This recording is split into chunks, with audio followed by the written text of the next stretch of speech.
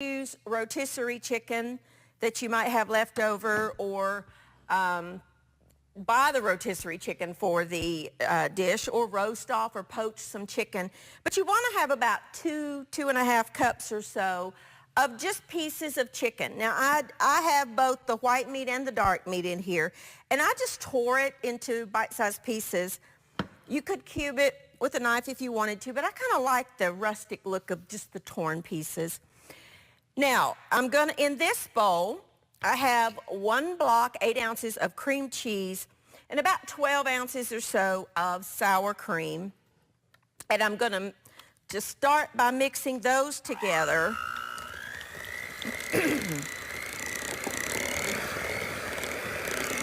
All right. Then I'm going to add 2 cans of cream of chicken soup.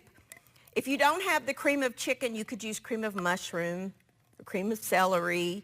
You could use really any of those cream of soups. You know, there's all kinds of them. You could use whatever you wanted. I just like the extra boost of the cream of chicken soup. If you don't have the soup, you could use chicken broth and thicken it up with a roux or a cornstarch slurry, and use that if you wanted to, would be fine. But this is just an easy, quick pantry item. Now I'm going to scrape down my bowl, and I'm going to mix all that together. I'm actually going to add, I've got some poppy seed here. I'm going to put about half of the poppy seeds in my casserole base. Then I'm going to add the rest to the top. In just a second, we'll mix that up, incorporate the soup with the cream cheese and the sour cream. This is a delicious casserole, and it's so easy to make. All right, that's it. Let me get my mixer out of the way, the beaters. I know that sounds like I'm beating those hard, but I'm really not. Very simple and easy and gentle. Okay, you want to take your mixture. I'm going to actually get a little bit of a bigger spatula here. And you want to pour that over top of the chicken. That cream cheese will add a richness to the dish. The sour cream adds, of course, richness and moisture, but also a little bit of tang. It's delicious. All right, just stir that around. Just cover your chicken. You don't need to mix it, just put it over top of it. All righty. Now, I have in this bag some of the round Ritz crackers that you buy in the grocery store. And you just want to make those into crumbs. I like to just put them in a Ziploc bag and use a meat mallet or a rolling pin or anything really. You just want to crumble them up.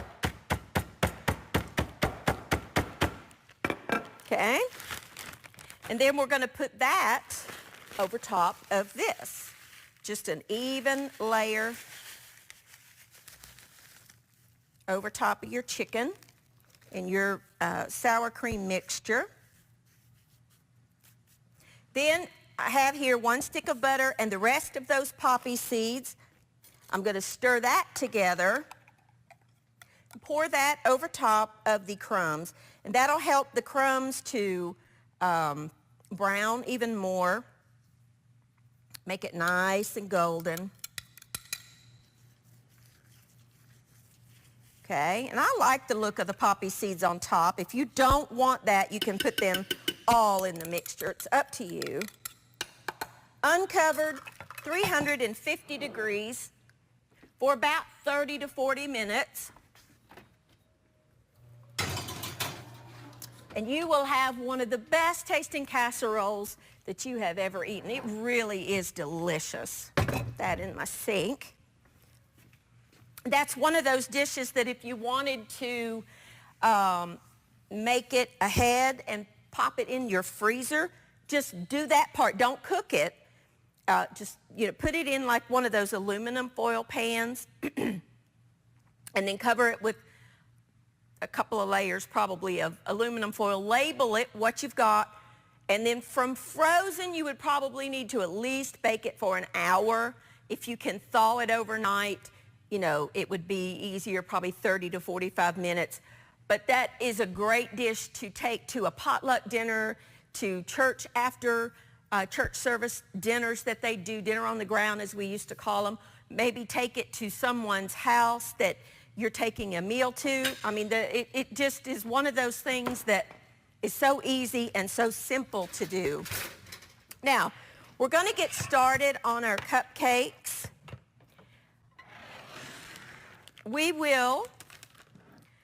I have here 1 box of a cake mix. You could use spice cake mix, you could use carrot cake mix.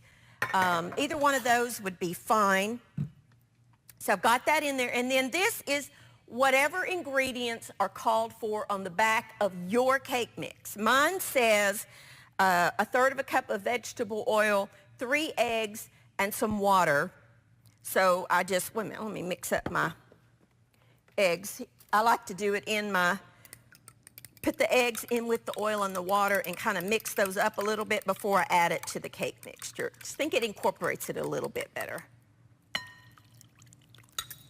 That's what my box called for. Yours could be different depending on the brand. So you read, well, it would be helpful if I plugged it up. Forgot it was on. That's okay. We caught it before it went everywhere.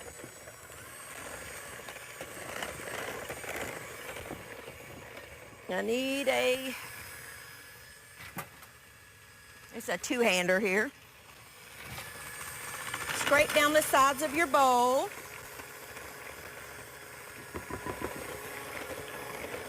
You want to incorporate that for about 2 minutes or so, just to really get that mixed up on medium speed. Set that to the side for just a second. Now, here's where you're going to need to dice up a couple of apples. I'm using ambrosia apples, but you could use Granny Smith. You could use Golden Delicious. You could use Jazz. You could do whatever you wanted to. I have washed these. I like to leave the skins on because I think it adds a lot of flavor. So what I do is cut around that core. If you have an apple core, that's great. You want to mince these into finer pieces because they're going into cupcakes. So I'll show you here on one. I want 2 apples. You see how I'm just cutting those into fine pieces? That's what you want to do. I'm just going to mince up these apples, put them in there, and when I come back, I'll show you how we get the cupcakes in the oven, and we'll get started on our potatoes. I'll be back in just a minute.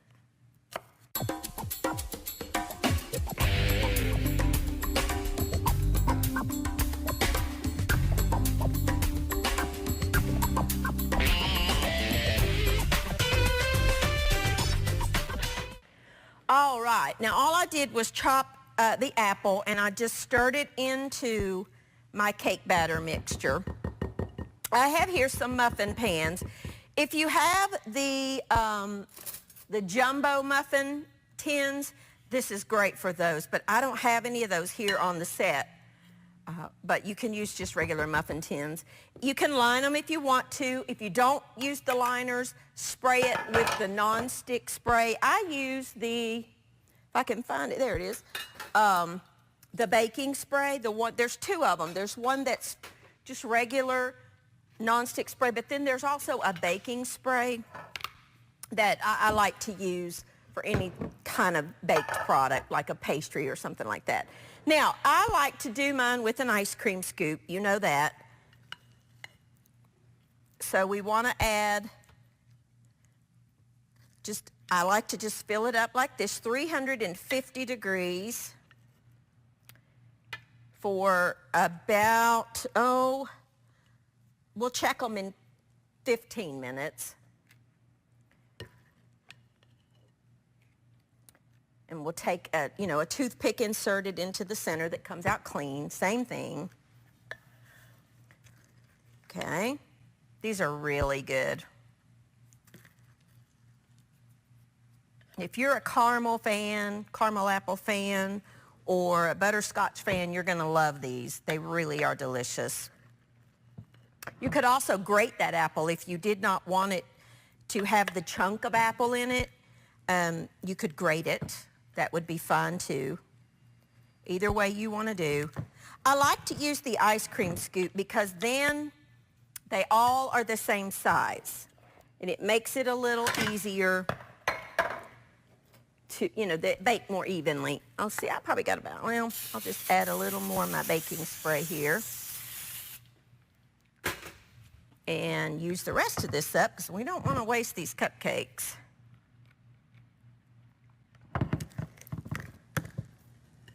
Okay. All righty, here we go. I probably got enough for one more.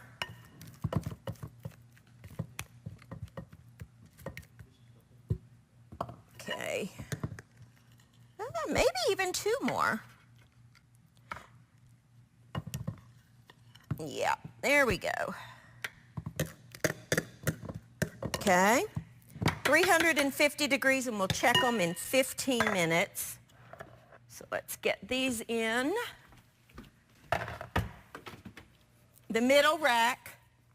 Pretty much anytime you're baking a cake or, cupcakes or breads, anything like that, middle rack of the oven is where you want your rack to be, in the middle, because that way it's a little more evenly heated. If you put it on the bottom, then the crust is going to get too brown. If you put it on the top, maybe the top will get too brown. That's why placement of your rack is important. Okay, now we're going to make just a very easy little side dish to go alongside our casserole, and that's going to be just some sautéed I like red potatoes. You could obviously use any kind you wanted. Let me get my pan getting warm. I'm using olive oil because there's really not a lot of extra flavors in here.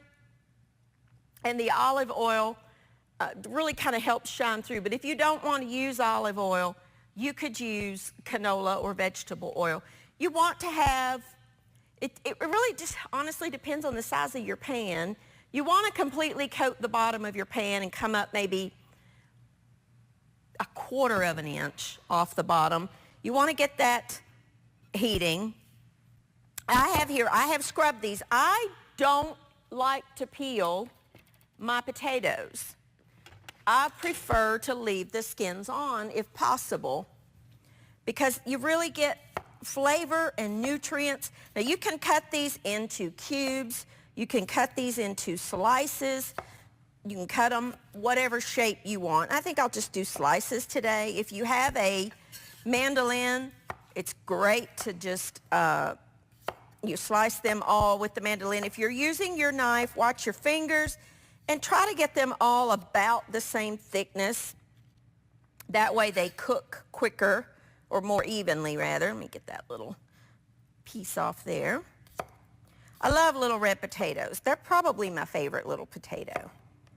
I just love them. I think they're great in many, many applications. They don't make the best mashed potatoes. Other than that, they're delicious. They just have they're a little too waxy and not as fluffy for mashed potatoes. But Yukon Golds are great. Or sometimes I see them as butter potatoes, or of course, obviously, russet potatoes. There really is a difference in the potato. A waxier potato is better for frying or roasting, that kind of thing. And your red potatoes are waxier than your Idahos. That has a little, tiny little spot. Let me get that out of there. You want a couple of pounds of potatoes.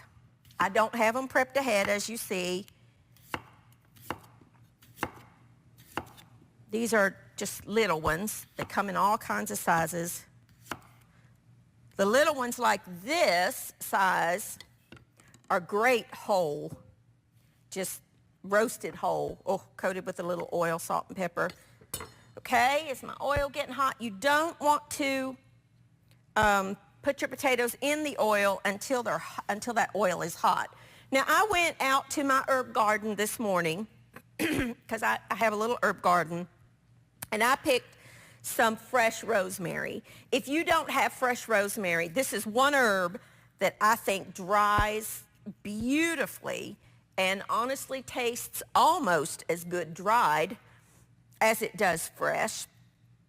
You'll need more fresh than you do dried. Dried has a much stronger flavor. I like to just take my rosemary and hold it at the top and draw backwards with your finger, and that strips all those little leaves off. See, just do that and they come right off, and then just pinch the top off is fine. I want to have a couple of good tablespoons of fresh rosemary. If you are using dried rosemary, then you will want probably not quite 1 tablespoon. It's about a 3-to-1 ratio. For fresh, you use 3 times as much as you do dried, and I think that is probably going to be more than enough. I would say rosemary is my favorite. It's one of those herbs that really are very, very hardy in your garden. I've got a rosemary plant in my yard that has been there for over 4 years and still produces rosemary. So what you want to do is you want to gather up, let's get our potatoes in there real quick. Yeah, you want to hear that sizzle. So you want to add your potatoes gently because you don't want to burn yourself.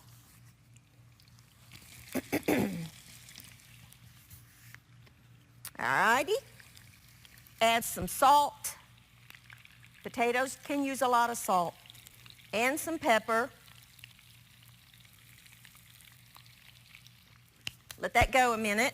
Now, back to our rosemary. Just take your bunch, run your knife through it.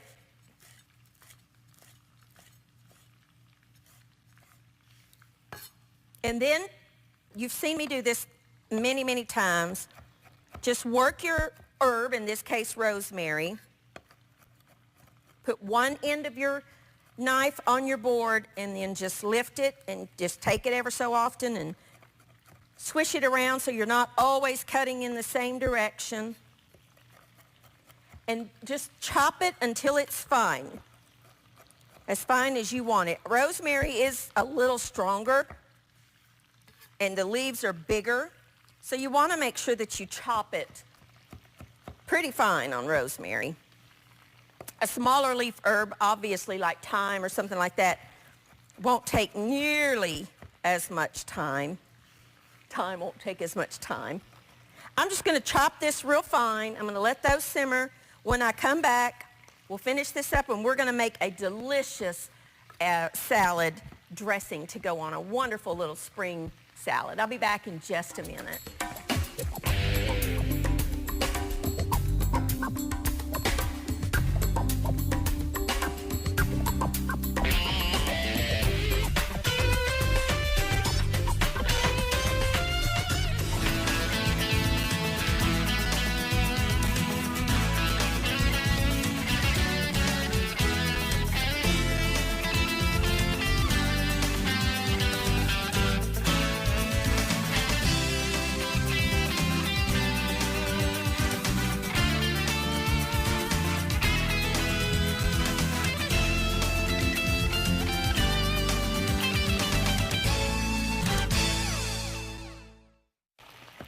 Alrighty, now you can see how I have just worked that rosemary to where it's really, really, really fine. That's exactly what you want. And if you don't use all of this, which I probably won't, keeps beautifully. Just put it in a little Ziploc baggie. All right, so I'm going to take you don't have to measure this. And if you don't like rosemary, you can leave it out or substitute with whatever herb you like. That's probably going to be plenty of rosemary. So I'll just keep the rest of this in a little container. It'll get used. You want to just stir your potatoes around ever so often until they start getting golden.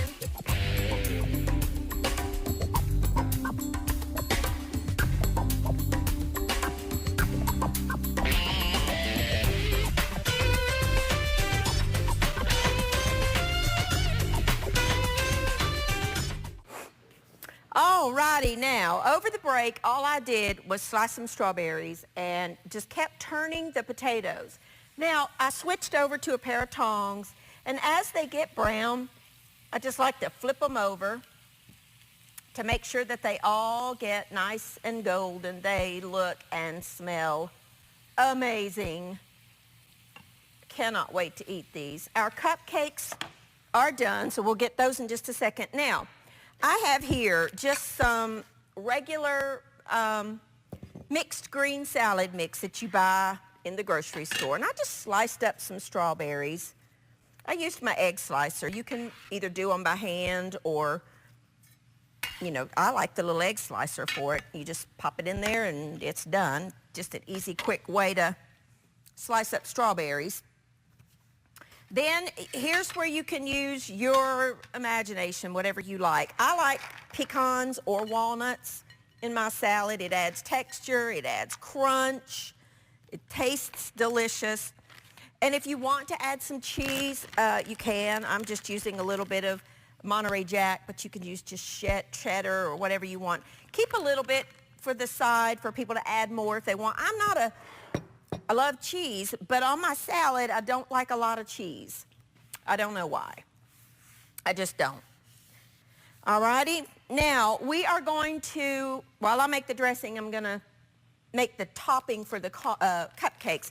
I have here just a skillet. I'm adding a bag of butterscotch chips. Had to think a second what I'm doing. And I need to grab a little whisk. And I've got that on low, and I'm just going to melt those. Keep an eye on them. Don't burn your cupcake or your chips. I have here just some neutral oil. I'm using vegetable oil. I'm adding about 1/3 cup of just strawberry preserves, some red wine vinegar. I'm using a sugar substitute, but you could use regular sugar, about 1/3 cup. And just whisk all that together. That the strawberry jam will just dissolve down into the vinegar and the oil. And you're making just a quick little easy dressing. If you want to add some poppy seeds, feel free. Up to you. If you don't want to add them, don't. Adds a little texture and a little flavor. And that's it. A little salt and pepper. Our potatoes are done, our cupcakes are done. I'm sure the casserole's done. Don't pour your dressing over until you're ready to serve. All right, we're just going to melt these. You could also do this in the microwave if you wanted to. Just put it in a microwavable cup. I think I'm going to add just a touch, and I mean just a touch of milk. Maybe a tablespoon, maybe, just to kind of help that melt and thin it out just a touch. That was probably not even a tablespoon. That was about a teaspoon of milk. If you're doing it on the stove top, sometimes that helps loosen it up, and it did. You don't want it thin. You just want it melted. Okay, let's get the chips out of the middle of I made a mistake. I should have used a spatula instead of a whisk at that point. That's okay. It'll come out. Back in there, you. All righty. You just want to melt these. Our potatoes are done. I'm going to turn those off. Okay, you see how that just melted? That's what you want. Don't burn them. Just melt them. That's all you're doing.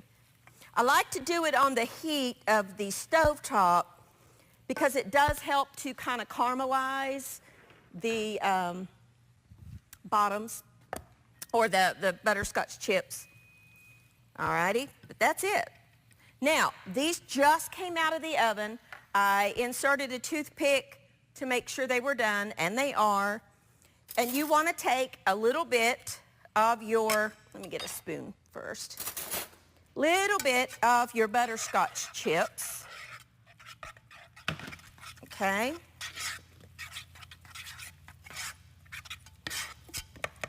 And you want to just put them over top of your warm cupcake. Okay? And then sprinkle them with a little bit of just finely chopped up pecans or walnuts if you want to. And there's a quick, easy, delicious little caramel apple cupcake for you. Now, let's get our chicken out because I'm sure it's done. Let me clean up my mess here. Let me get this out of the oven, and we will serve it up. Oh, smells so, so, so good. Don't want to put that on my countertop. Let's put it on my cutting board here. Oh, look how that's just bubbling and yummy. Whew. All right, now, best part, let's get ready to eat. We're going to just add our dressing. Stir it up right before you serve. Don't overdress it, just put a little bit. Serve that on the side. Put your potatoes on your plate. Those yummy sauteed potatoes with rosemary that I picked fresh this morning, but again, if you don't have fresh, you can use dry. It's perfectly fine. Oh, so good. And then, of course, you got to have that casserole. Oh, look at this. I just want to eat that right now. If you want to chop up some parsley and put on there, feel free to do that. Then let's